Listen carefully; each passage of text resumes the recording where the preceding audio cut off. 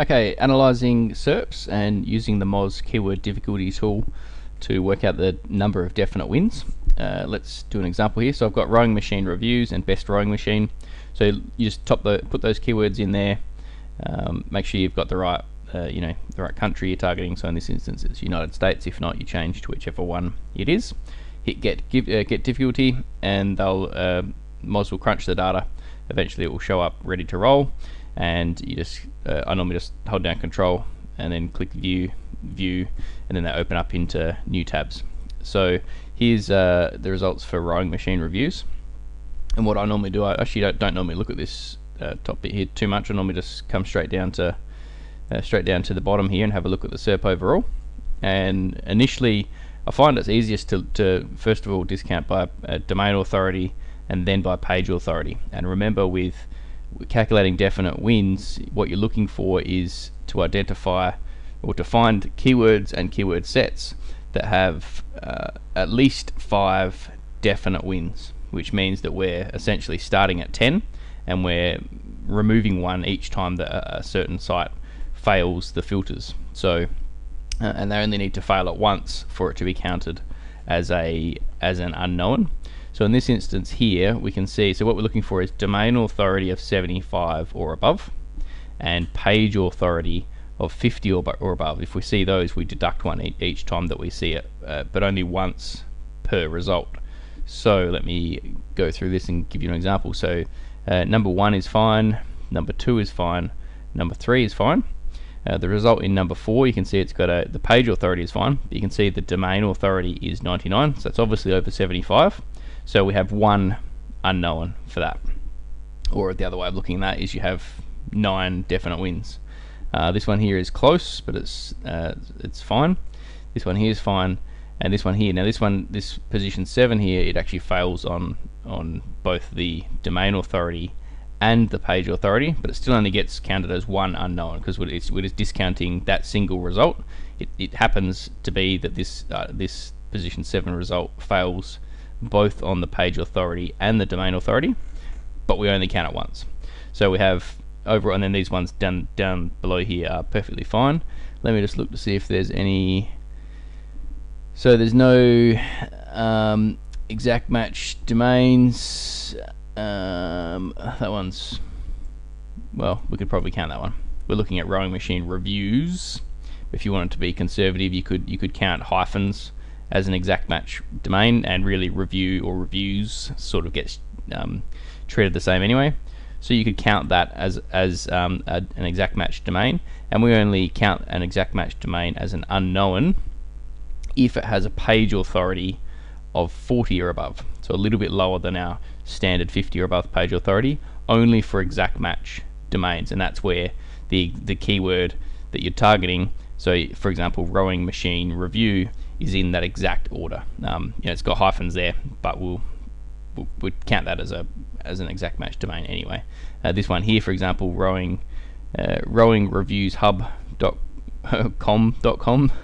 is that's it's sort of getting close to a partial match.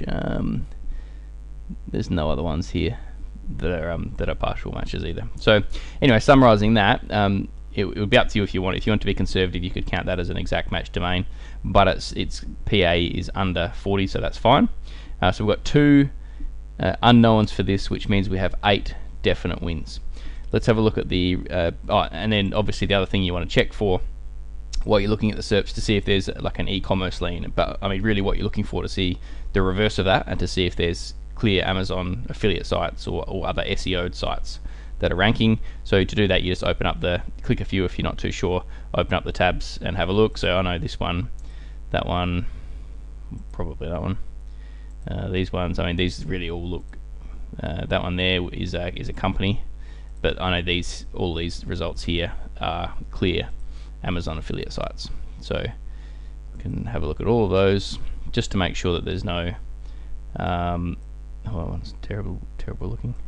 So yeah, I mean, with the exception of that one, which is the waterrower.com site, the rest of them are all actual Amazon affiliate sites. So that's a good SERP. There's no e-commerce lien, and there's 8 wins or 7 if you. Oh yeah, that's right, 8 wins actually, because that one doesn't have the PA issue. Let's have a look at best rowing machine, and quite often you'll find that the best rowing machine will sometimes have that e-commerce lean, and usually the best version of the keyword has a little bit higher competition, and this is where either it's from companies tend to rank for this, company websites which can often have a higher authority, or you start to get those e-commerce sites. Now in this instance you can see I mean, this men's fitness result wasn't in the previous one. It's a higher DA, but it's still not a fail.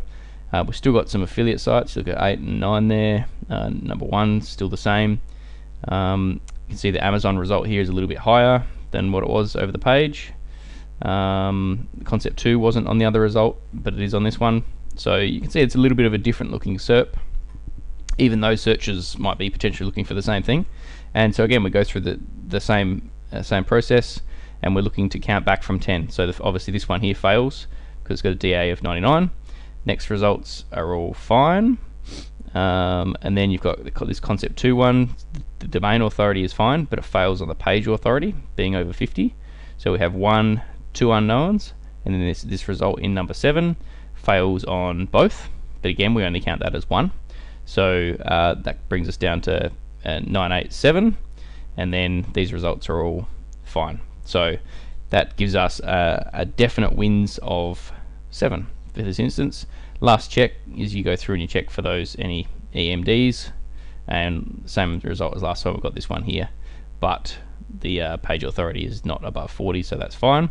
And then you want to have a quick look, obviously, just to make sure that there was not a massive, e-commerce lean or anything that looks a bit out of the ordinary, and there's not. So both of those keywords pass the filters, and so what you do is you then take basically the next stage of this is you then take the average PA. This is a manual calculation, and you can take this over to your Thirst, or the Thirst tab, or the Amazon Thirst Calcs tab on the content planner, and you're going to add up 24.4, 33.6, 26.2, 47, skip, 25.7, 35.1, and 23.4. So you add up the page authority only of the definite wins.